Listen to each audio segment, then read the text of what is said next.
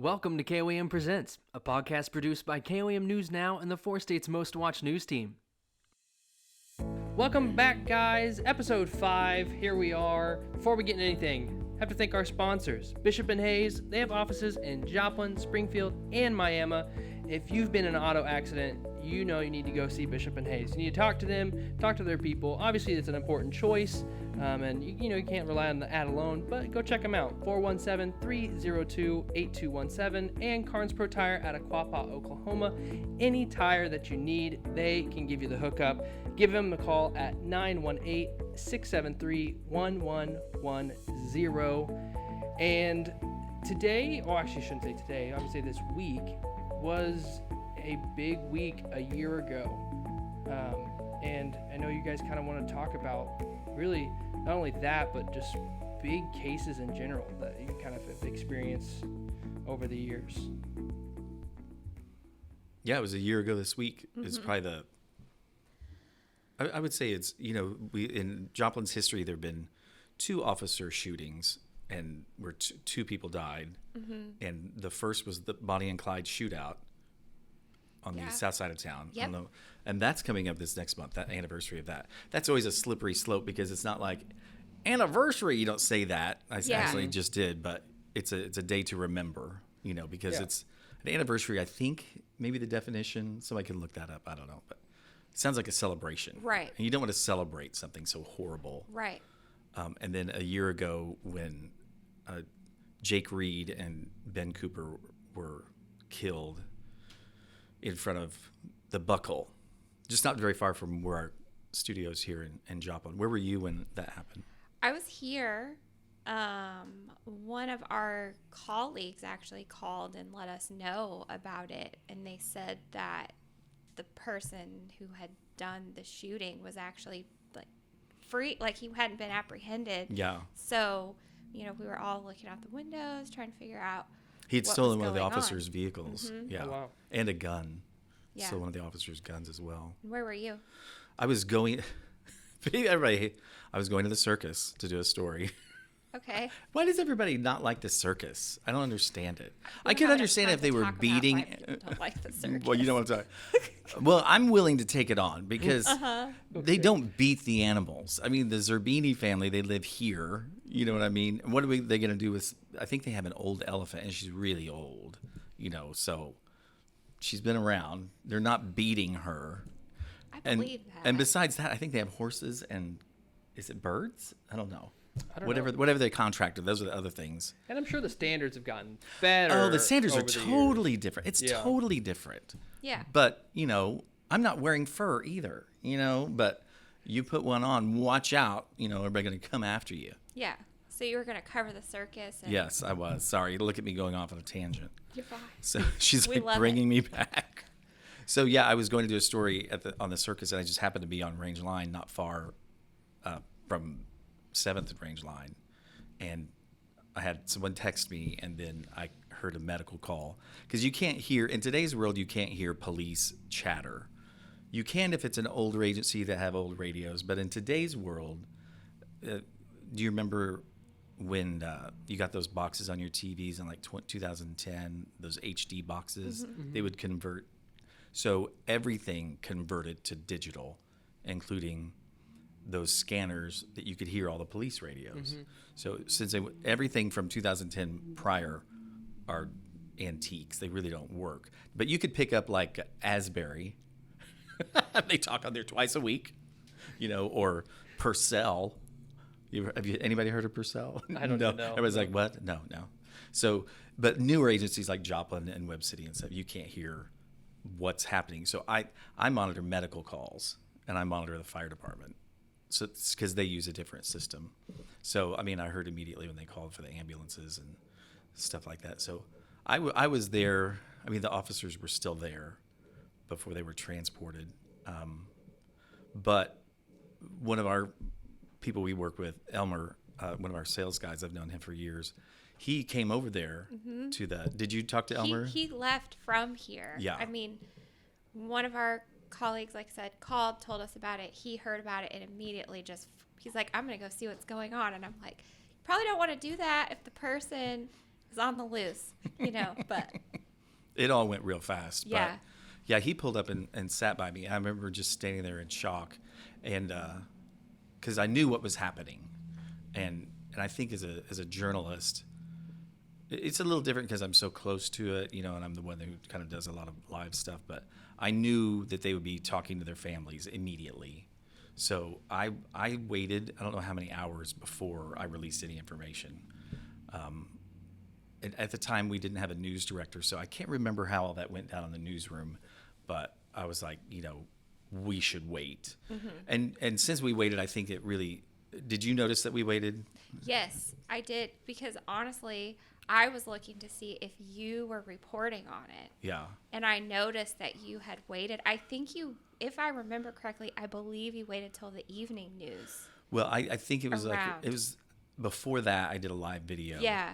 From there, but didn't zoom in on. But they were doing the investigation with all the number cards out on the road and stuff. But I waited till I knew the families had been notified and they were at the hospital, and I'd gotten some official word.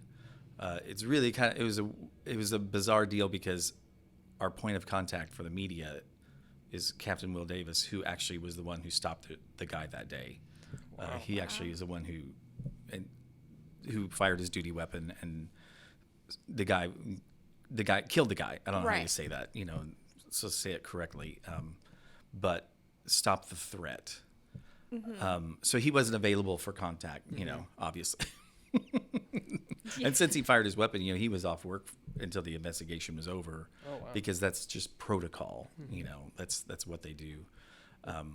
So when I got that information, but of course being there, gathering everything I knew, and I don't want to brag, but I'm really proud of the way we handled it, because it was respectful and it was right. Mm-hmm. Other people were so hungry to get out that information first, and they were wrong.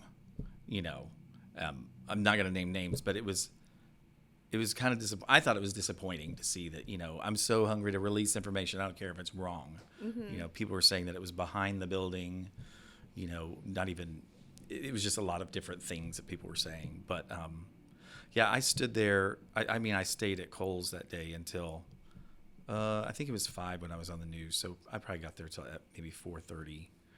It was kind of cold that day also. Yeah. So, and I knew both officers.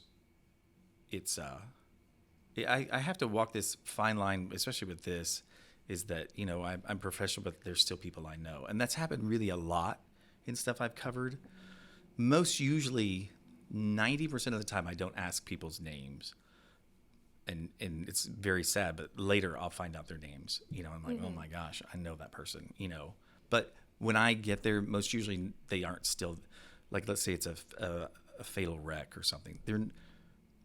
If they went to the hospital and they, with horrible injuries, I don't ask their name. I'm not. They'll release it when they release it, because everybody's like, "Oh, do you know who it is?" I don't really. That's not my information. I need to know.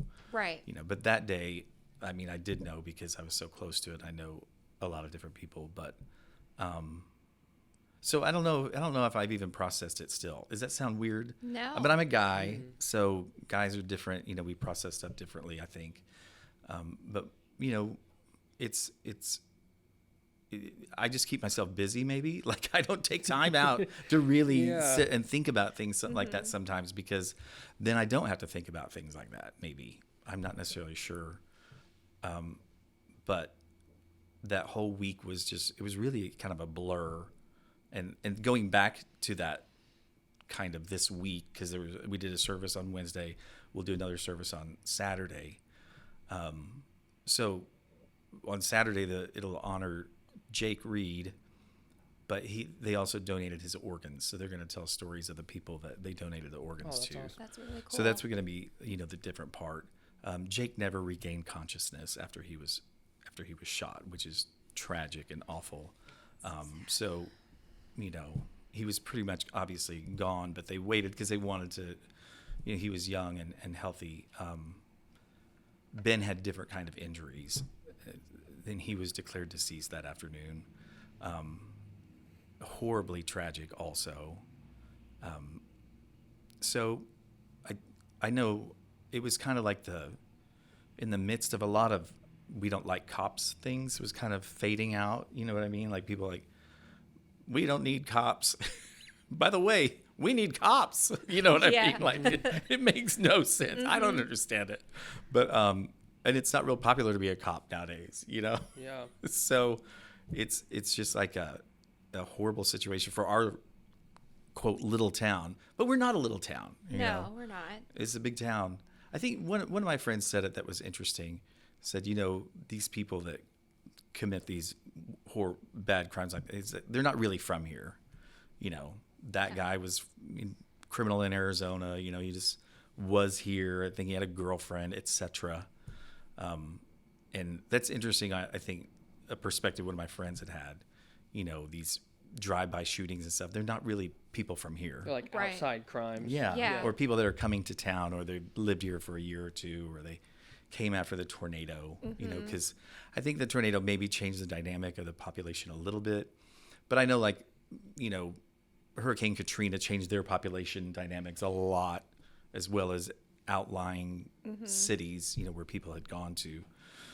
So maybe, you know, years from now, I'll maybe be able to think more about it. But you know, that like I said, I think we handled it right. I feel like I did, and I would handle it that way again and wait, because that's what I do. Yeah. You know, other people don't do that, but I knew that it would affect also a lot of people that were closer friends than I was with the officers. I mean, Ben went to Carl Junction. I dated a girl in high school at Carl Junction, and I think he was a year younger than me, maybe 2 years younger, and then. I just knew Jake because I saw him all the time. Yeah. He was doing days at the time. And, I mean, I'd known him since he started.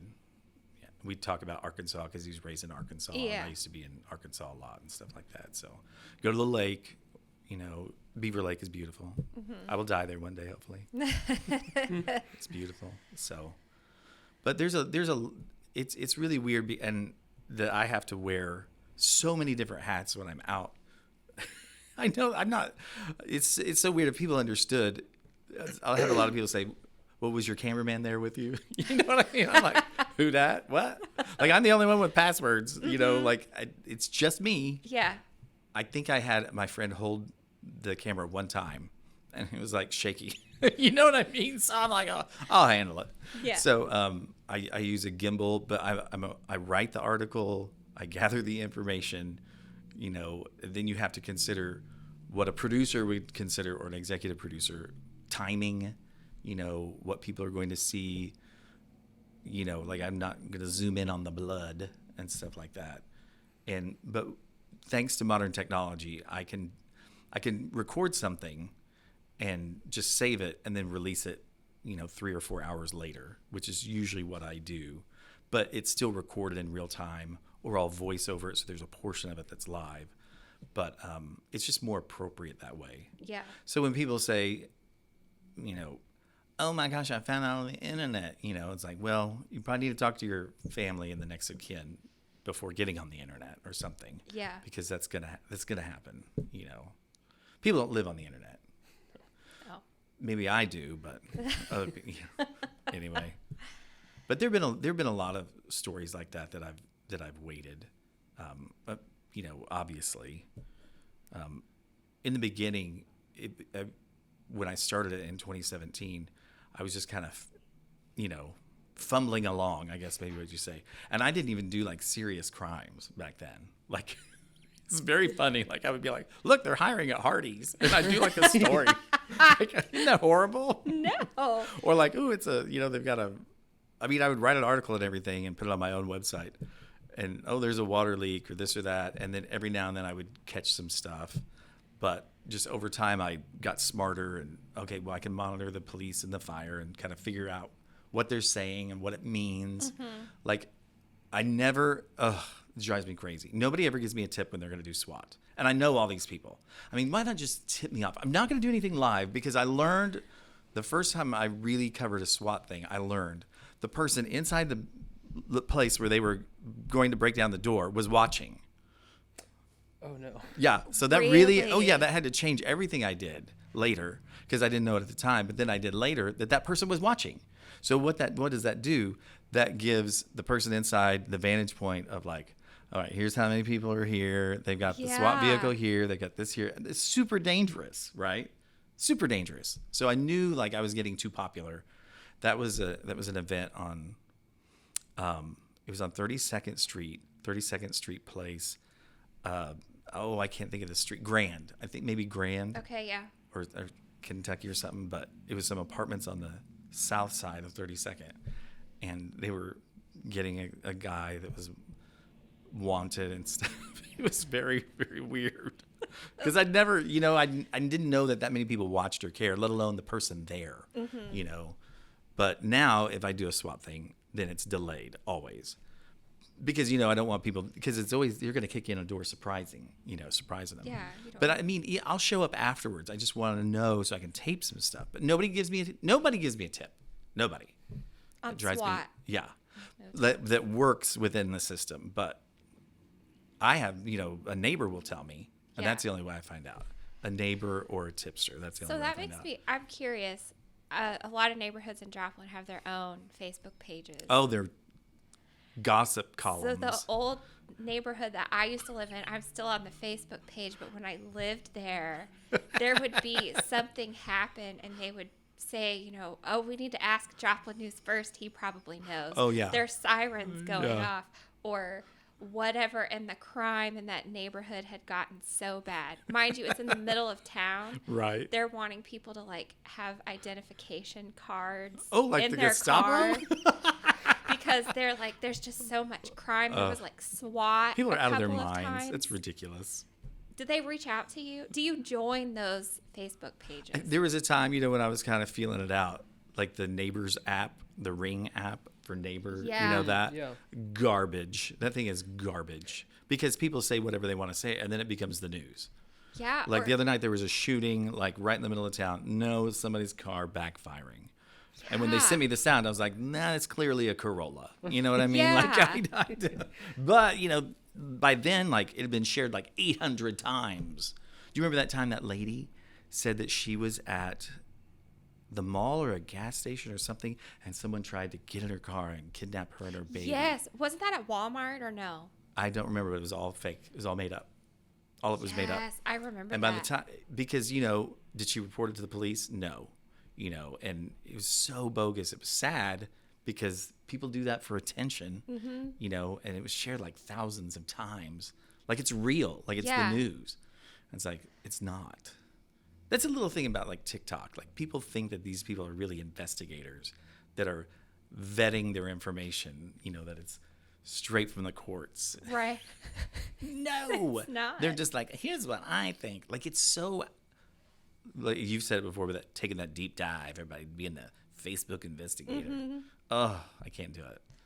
Because it's not real journalism. No. You know what I mean? Or people say their research is just reading Facebook posts. I have researched this topic for hours. A lot. Really? What Facebook groups are you in? You've been on the microfiche at the library. Do you know remember how to microfiche? No. You don't remember microfiche? Oh, it's like a Ouija board almost, isn't it? You remember the microfiche? I've heard of them, yes. You've heard of it? I think so. Oh my gosh, all these children in here. It's where they used to put little bitty slides. You could only see it on a machine, like of the newspaper, and you would go back, you'd pull the old files, and it's a little thin piece of, looks like a what would you call it? Looks like an undeveloped picture. Oh yeah. And they would and then you would put, I need such and such date, and then you go on there and you go look for it and find the article. That was before the internet. Okay. Yeah, that was called real research before the internet, before the Google. I mean, not everyone has court papers online. No, like but you not cannot. Everyone knows how to use Google. That's true. There's so many people that don't know how to use Google. And they just use Ask Jeeves, right? Because that's what I use. Quora. Oh gosh, I've never even heard of that. As you're typing on AOL chat, ICM, but like in Missouri, you can't read court papers like probable cause affidavits. You have to be an attorney, or you have to be, affiliated with the courts. So like a journalist has to go. They can request it during like business hours, or go to the courthouse and pay for a copy of it. Kansas is just now getting stuff online. Like they're testing it out right now. It's a beta test. Wow. Used to, I mean, you might as well ask for a fax. And I'm talking right now. Like they're that slow. Wow. Oklahoma, you can see everything. They'll have probable cause. And a probable cause, you know what that is, right? It's what a detective, it's a narrative of, if it's a crime, it's a narrative of what occurred. And they take the probable cause and they give it to the prosecuting attorney. So you have to have a law degree almost to be a reporter. Mm-hmm. Then they give it to the prosecuting attorney, and then the prosecuting attorney decides, okay, do I have probable cause to convict them of this crime at court? Like, do I have enough information? Am I going to have, because it'll have witnesses on there, it'll have situations. It's a narrative of what occurred. And then the prosecuting attorney has to take that. They think, okay, yeah, I could get this charge, that charge, this charge. So the police might have 8 charges, and the prosecuting attorney narrows it down to 3. Okay. And so they go to a judge and say, hey, can I charge this person with these 3 crimes? And it's up to the judge then to decide. So it's got to go, down the line there. And that doesn't happen sometimes it can happen fast, but most usually it doesn't. It'll be the next day, or if the clerk is not, if it's Columbus Day, you're waiting. See, there's a huge delay, and that's kind of what I started doing what I'm doing, is because the delay of information is ridiculous in today's world. Mm-hmm. You cannot get a probable cause online in Missouri if you're just a normal person. Right. You'd have to get it, and I kind of understand that, but then, I mean, what's there to hide? It's all public record. Just put it online, because you'll try and click on it. If you pull up Mo CaseNet, you click on it, you're not going to get anything. It's just poof, poof, dust every time you click. It's a dead link. Yeah. But, that makes it for real investigation. So people in Missouri, they can't necessarily see that stuff. But I find it fascinating and important, obviously, because you're going to know the officer's account of what occurred in those situations. Stop overpaying for auto repair. Come to Carnes Pro Tire just south of Baxter Springs, where we have experienced mechanics and you pay no city sales tax. We also do alignments, and we have the lowest prices on tires guaranteed. Carnes Pro Tire can serve all your auto repair needs just south of Baxter Springs. I'm Brad Bishop with Bishop & Hayes. If you've been injured in an auto accident, help is only a text away. Text the details of your accident to Bishop & Hayes at 417-222-2222. We will personally text you back, and we can begin working together to see how Bishop & Hayes can help you through this difficult situation. Bishop & Hayes, auto injury law. It's all we do.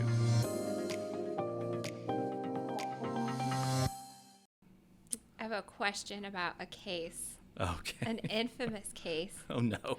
And how you got the tip about it. And it is the woman that kept her husband in the freezer. Mm. Because I remember when that story broke. Mm-hmm. So that was pretty crazy, wasn't it? Walk us through how you found that information out. So I worked for a different media company at the time. And so, I get information, I get tips and stuff like that. And it's just like anybody, you'll see people that a reporter will say, trusted sources or unnamed sources. So I have sources. Mm-hmm. So I had a source that told me I was there and I was just waiting to gather information. I knew it was something big because Joplin has this big crime scene van. Have you guys seen that before? It barely runs. It's very funny. It's it's totally dying. And then they crank up this generator on it to give it power, and it's it's super janky.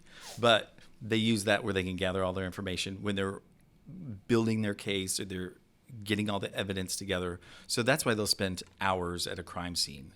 So it's always wrapped in tape, mm-hmm. Which I always tell people who give me tips. I'm like, if you see yellow tape, call me immediately. Because they don't leave it up for forever. Some places don't even use it because mm-hmm. they'll go so fast because they don't want the media there, mm-hmm. which I find so bizarre because if you aren't forthcoming, then what are people going to think? True. Very you're doing great at your job.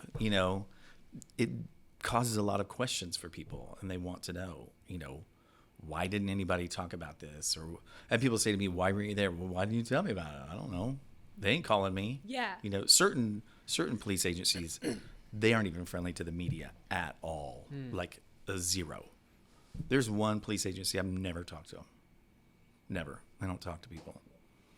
Which, I don't know. It must be working out for them. They still have jobs. But I'm talking like it's a bigger town. You know, it's not like a small town. But anyway, so that night I'd gotten a tip from a neighbor that said, hey, the crime scene van is here. And it says like, I can't remember. I don't see it all the time. But it says like a crime scene investigation unit, maybe. Pretty much all the big cities have these sort of things. It's like I said, it's a rallying point where all the officers can talk about things, and then, you know, you go do this, you go do that, or whatever they say. I've never been inside there, so I don't know. I just know that it's really janky from the outside. I think I've never seen it towed, but I've seen it pretty close to being towed a couple of times. Oh no! I need to put that in the next budget. So the person said, hey, the crime scene van is there, and there's tape up. So what does that tell you? A crime has occurred, possibly. So as I was there, I got a message from somebody, and it was like, in that house, the wife's husband is in the freezer. He's been there a long time. That's kind of the gist of what I got. And I don't know why or how, but it still drives me nuts to this day. But when they rolled the freezer out, like, they turned off all the lights. Like, you couldn't see anything. And the media place I worked for then, the media place I work for now, just saying, I provided all my own equipment.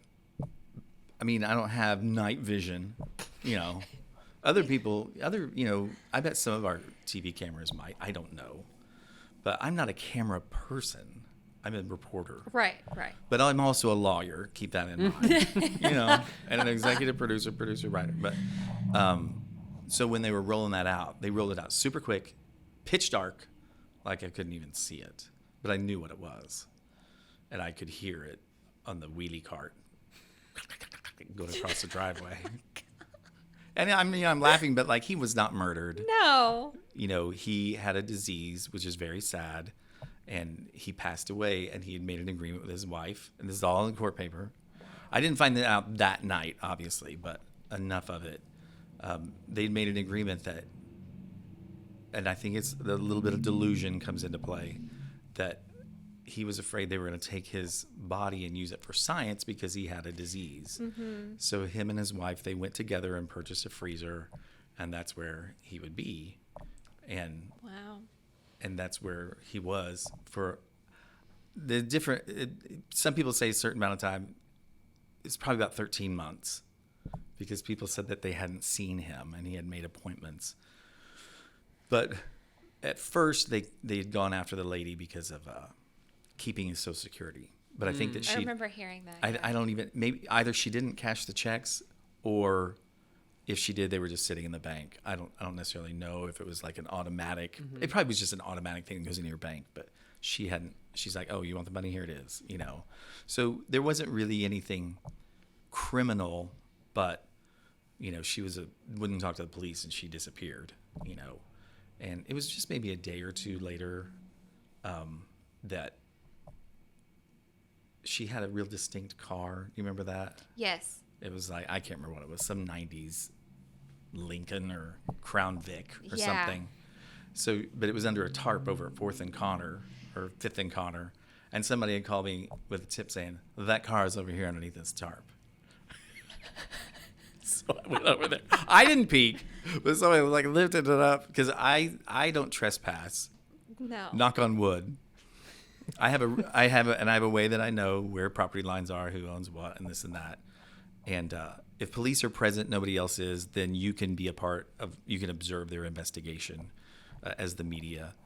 But there's a lot of times, like if there's a fire and it's, you know, like for instance, there was a barn fire in Diamond recently. Well, they own like 900 acres, and it was in the middle. Well, I'm not going on there, so I just Right. go home.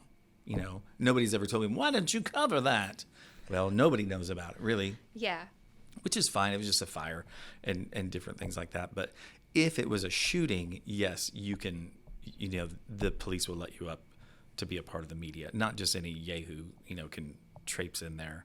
Because if you're at a crime scene and there's crime scene tape, you could probably make it on the witness list that you witnessed this or that and stuff.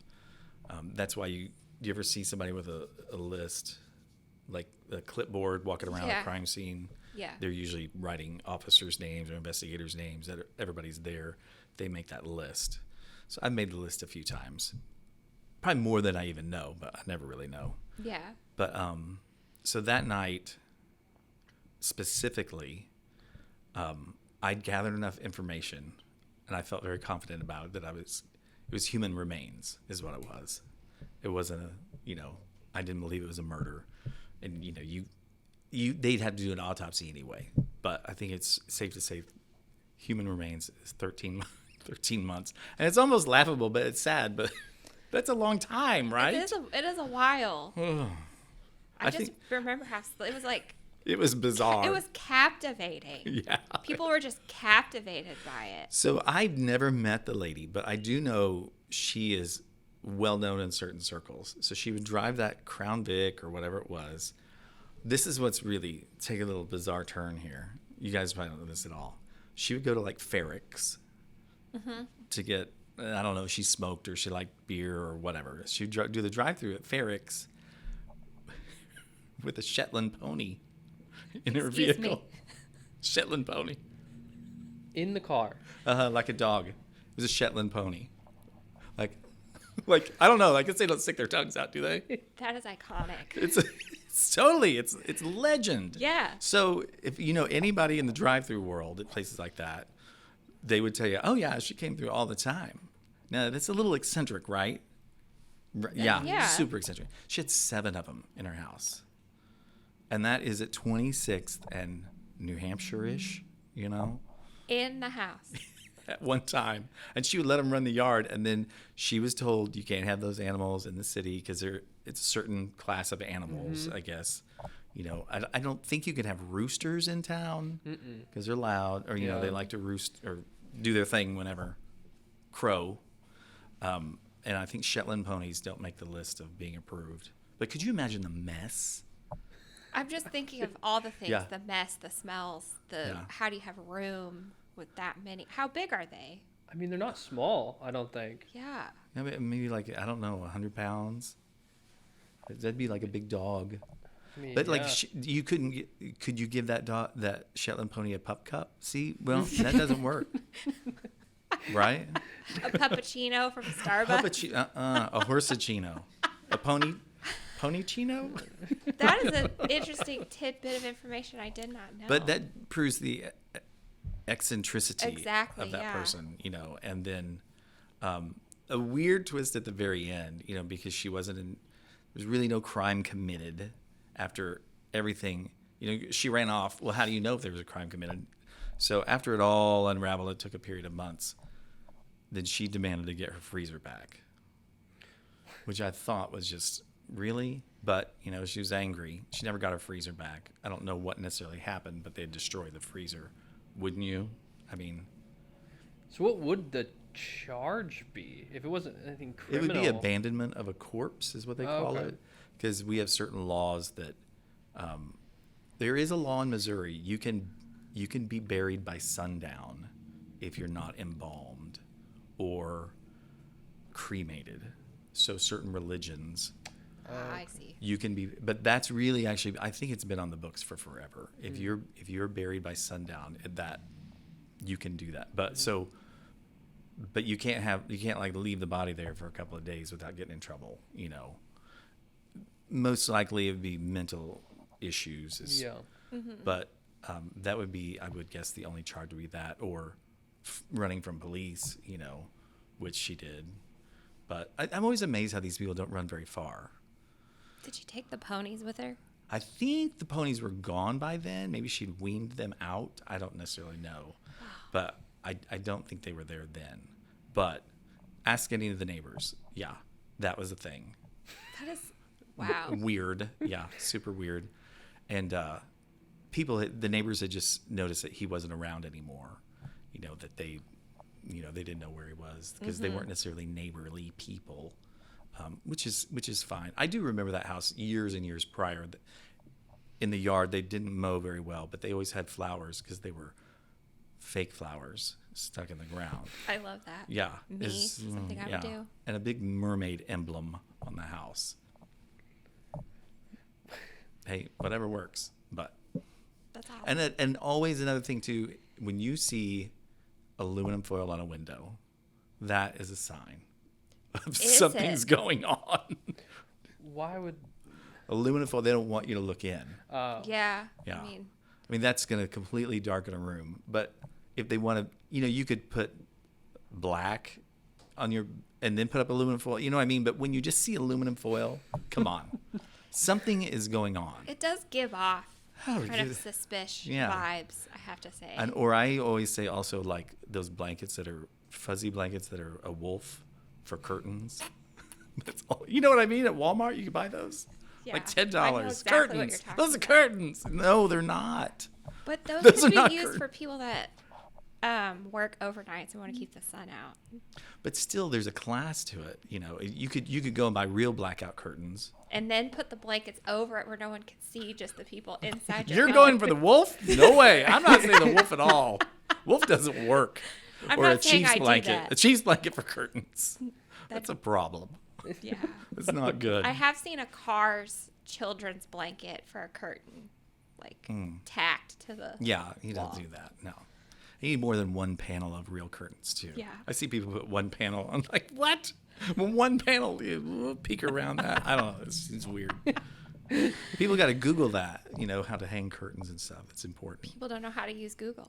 Yeah, that's true. We I talked don't know about how to that. use Google. Just kidding. So that was probably for me that case of, I think it was a big case, yeah. and I do remember that night, like I was going to go live and I was telling, people I worked with, I was like, well, is that really a person in that freezer? I'm like, well, that's what my sources say. And well, who's your source? Well, I don't say who my sources are because if you don't trust me, then maybe I shouldn't be employed here. I don't know, but I wasn't wrong. You weren't. No, and it was it's still a good source. So you've, that sounded too wild to be true. You found out it was true. yeah. Now, there's other news stories that started as rumors that people wholeheartedly believed, like Antifa coming to town. Oh my gosh, yeah. And you debunked that one. I still think there's a certain strata of people that don't like me, which is totally fine. I don't, I'm not here to make friends. I'm here to Report the news. Yeah. So if everybody remembers, what was that, 2021? I think it was. Yeah. Antifa was coming to town here. And like people were like, they've boarded a bus. Do you remember that? I do. Like people were going bananas. Didn't you drive down Main Street? Like someone, maybe it wasn't you, so I'm sorry if No, I it offend you. wasn't. But someone drove down Main Street taking video of all the places that were boarded up. And I had a lot of time on my hands, so at the time You weren't employed. I was easily convinced. I was like, oh my God, what is happening? And then So I think it was a Thursday or a Friday. I can't remember because Antifa was packing up and they were getting ready to come to town. But there were rumblings of it. Yeah. They were talking about it. So Antifa it's kind of a loosely real organization, but they're going to attack social media and kind of disrupt things somewhere in a town or a rally or who knows what it is. But it's not really an organized group. But what had happened across small towns in the Midwest, towns smaller than ours had become obsessed, like they were coming to town, and we're going to have riots. I can't remember, was that the summer of Black Lives Matter? When It was a a lot year of that, after. a year after? It was, I believe. there was just a lot of unknowns, at the time. I think it was before COVID, though, wasn't it? It was after so COVID. confusing. It was after COVID, maybe at the end of 2020, but I feel like it was at the beginning of 2021. Like after the election, maybe. Yeah, I don't remember. But lot of that's why stuff. it's a podcast, so it's not all facts. Yeah. We're just talking. Loose timeline Yes. in that. So, so the FBI is in Joplin. You know that, right? They have an office even. I did not know that, Yeah. but now I do know that. Yeah. So They're here. okay. They're here. They're here for you. So if you know enough people, you know them. And who am I going to ask? Are they really coming? Yeah. You know? Yeah. No. Is that a good source, you think? The FBI? You think they're mean, going to know? I would say so. Yeah, I would think hope. so. I would hope. Yes. But people were losing their minds. So that morning, I don't know what I was doing. Maybe I was getting a haircut, slept in. I'm not sure. But someone had gone down the street that you're talking about. Was not me. I know who it was. Okay. Had done, like, stirred things up, you know, a hornet's nest. And I think it was like 1 PM. And I was like, ooh, what's happening? You know, like, I wasn't really paying any attention. But I'd already checked out that Antifa was not coming. You know, no, they're not. And definitely not. Like, don't ruin your weekend plans. Yeah. You know. What would they have to gain by coming here anyway? Well, yeah, like Joplin's the epicenter. Yeah. Precious moments we hate. Oh, well, that's in Carthage. So you know what I Yeah. mean? Like, no.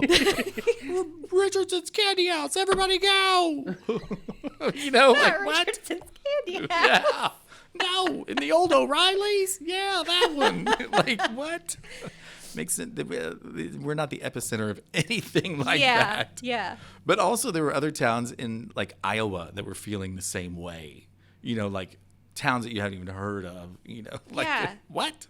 But if you just Google it now, you can see the timeline of all these things happening at once. Well, they were disrupting things. You know, but anyway, so it was about 1 PM, and I was like, oh, this is ridiculous. So I had called the Joplin police, the PIO at the time, and I said, hey, look at all this stuff that's happening. He's like, I said, will you do an interview with me and, you know, say that there's no threat? It's like, yeah. So I think it was going to be like an hour later. So I fired it up. I went to look at the boards, you know, and they were putting them up. And Not put fun. up I'm the so boards. sorry. I'm like, oh, yeah. So, and I was like, I didn't really say a lot. I was just like, you know, these people are putting up boards, and we'll have an interview coming up with Joplin Police Department, you know, if there's going to be a threat. I don't even think I used the word, maybe I didn't use the word Antifa, but a threat of rioters coming. And I remember people messaging me like, this is no joke.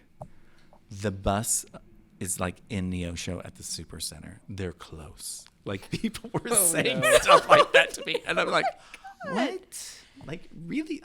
I know people in Neosho. They would have told me if they were coming Yeah. on the bus, let alone like they're not really organized like that. They're just going to kind of show up with a mask on and throwing bottles. And I don't know what they're going to do, but Where does that type of rumor originate? Like who gets that idea and then just spreads it? I would say, you know, Just whoever did, you know, they did it at a lot of places, and they did it Yeah. on purpose to disrupt.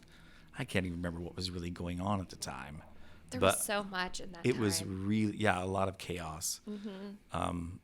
But I remember specifically there were 5 buildings in all that were mainly putting them up.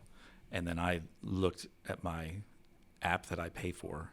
You can see like who owns properties anywhere in America. So it's a special kind of app. And they were all owned by the same people, you know. Interesting. And so I worked at a media company, and then my boss had said, well, you can't report on this, you know, which happened at other places that they're advertisers. You can't do that. So then you have the balance between media, news, sales, you know what I mean? So I faced that a lot at the other place, but I haven't necessarily faced that here.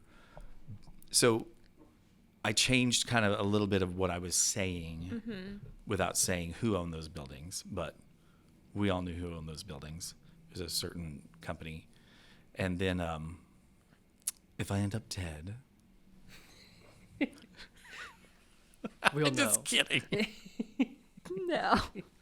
So anyway, like I did an interview with Will Davis, and he's like, have you talked to the FBI? Yes. Are they coming? No. Is anybody coming? No.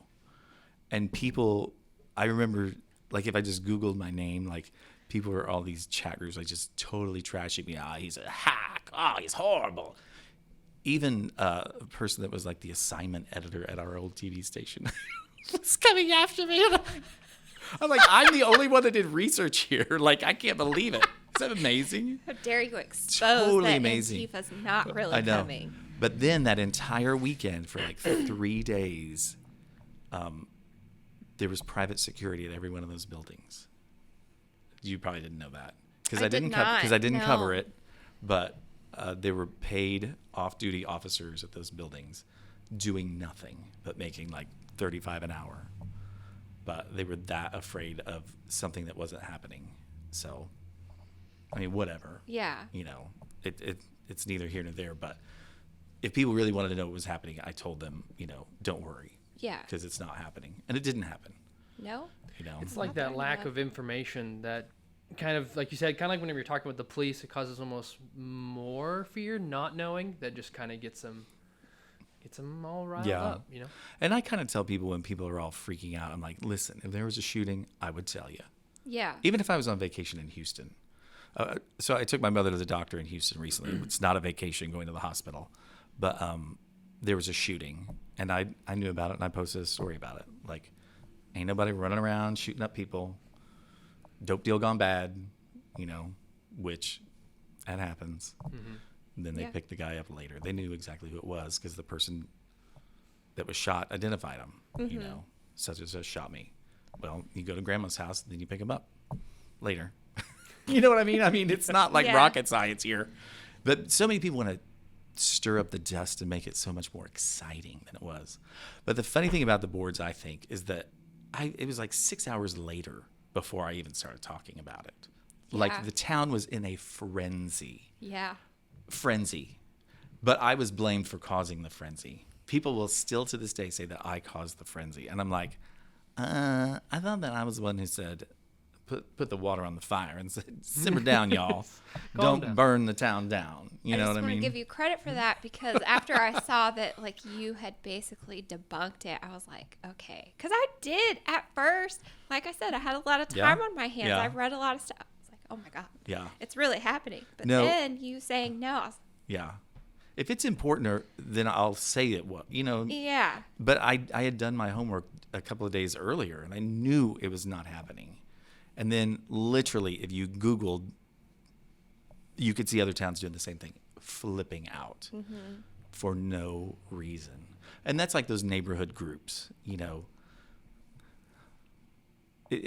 I normally don't report on suicides. It's just like a thing I just don't do. It's just, if people are going to kill themselves, they're going to kill themselves. Copycat things. I know people say that, but it's a mental issue. Right. You know. Now, I'll address people who are in a mental health crisis is what I call it. But I remember there was a gentleman who passed away who had, this is about the apps. He had passed away after, this is something I didn't know that was a thing, but people will like go to a place and call 911 and say, hey, listen, I'm going to shoot myself. So you guys come and get my body because I don't want my wife to find me or her husband or blah, blah, blah. I didn't know that was a thing. Neither did I. Yeah. No. I do now. We all do now. But this person had called 911 and said, hey, I'm at this place at McClellan Park. I'm going to shoot myself. So come and get me. Well, they try and, you know, wouldn't that be an awful job of a dispatcher, you know, try and talk them out of it, and then you hear gunfire? Well, I don't know if they heard it on the line or what, but someone in the neighborhood heard gunfire. And so then it was an active shooter situation. Oh my God. So because of the apps, and I already knew what had transpired, but everybody's like, active shooter. I mean, I remember tragedy for a family, active shooter. No, it's not an active shooter, you know, at all. Yeah. All jokes aside, there's a lot of jokes you could say there, but no. He was deceased. I think he was still alive at that point, and they transported him to a hospital where he died quickly thereafter. But you know, that's just those people that, you know, the sky is falling. Maybe, you know, the sky is falling. The sky is falling. And I do remember I went live on that, and I was very specific. I was like, he's not an active shooter. He was not shooting at anybody. You know, he was only and I say this a lot, but that person was only a threat to themselves. Yeah. And people say, oh, that's horrible to say, but it's true. I mean, that's what it is. They're experiencing it. Now, some people, if they're suicidal, they're also homicidal. If you know anything about mental health, it's kind of like the same sort of thing. They can switch easily. You know what I mean? Maybe you don't know. I don't know. But they'll always ask you that if you're in a mental health crisis, are you suicidal or homicidal? Sometimes there's situations. We had one in Carthage. This is years ago. I don't know if you remember. It was super cold out, probably January, and this gentleman wanted to commit suicide by cop. If people have heard that before, have you heard that? Yeah. So they'll rile up the cops or shoot at the cops, so the cops will shoot them and kill them. And this man he had told his family that's what he was going to do. And so he was looking for cops. And I remember hearing, sometimes I'll hear what you call a bolo. It's like be on the lookout. Yeah. Sometimes that's not necessarily always a big public broadcast, but sometimes I'll hear it on the radios, those smaller towns and stuff. And they were looking for this guy, and he rolled into Carthage, and the highway patrol, they all communicate, I'm sure. So he pulled in right by this Mizzou liquor in Carthage, and as he got out of the car, his vehicle, he was firing his weapon at officers, but he died immediately right there. He didn't hit any officers, but seeing that up close, that was something I'd never experienced. I mean, I wasn't there when it happened, but in the coming hours, that was really intense, because the office, it's what they do, they protect everybody. But imagine if that guy was going to go do that, kill his family, I mean, that happens. That sort of stuff happens. And, they stopped that threat, I guess you could say, because the person was having obviously a mental issue. I don't know what it was, but he was a man, I think in his 40s, Yeah. that had reached a certain point. It's sad. It's very sad. Yeah. It's sad. And I'm not saying names and stuff, but I remember people's names like that, just never forget. But I would imagine it sticks with you, you know.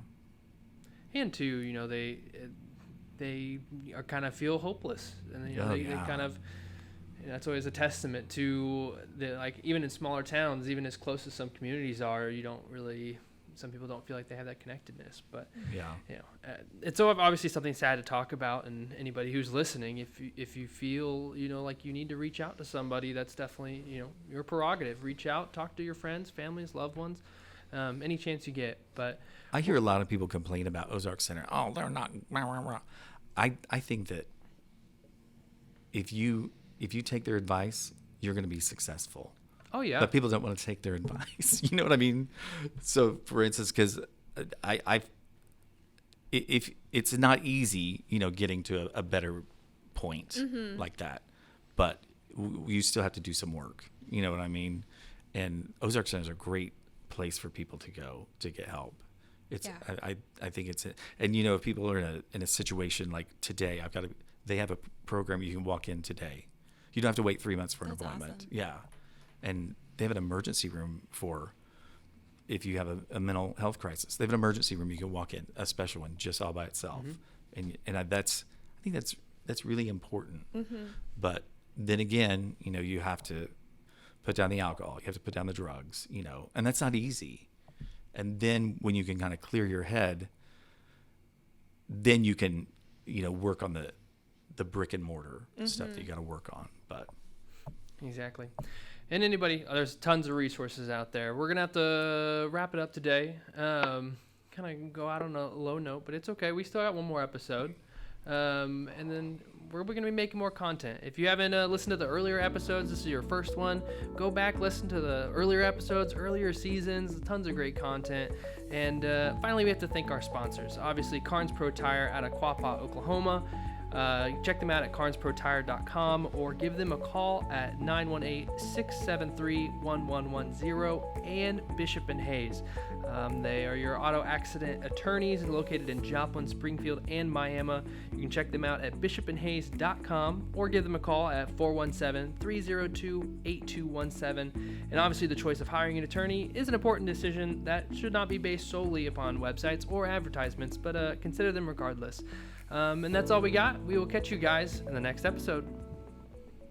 Thank you for listening to KOAM Presents. For the latest content and local news, weather, and sports, please go to KOAMnewsnow.com.